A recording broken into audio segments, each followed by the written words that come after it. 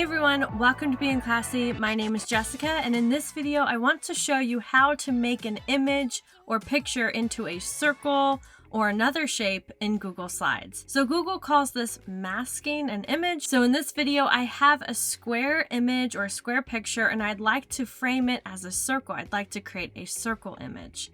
So here's my flower picture in the middle of my screen. The first thing you need to do once you have your picture ready to be turned into a certain shape, click on the picture.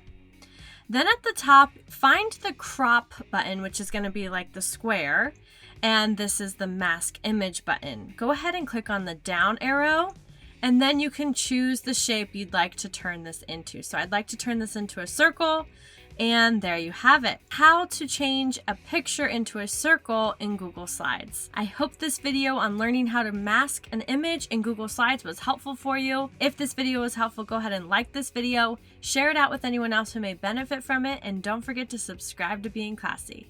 Catch you in the next video.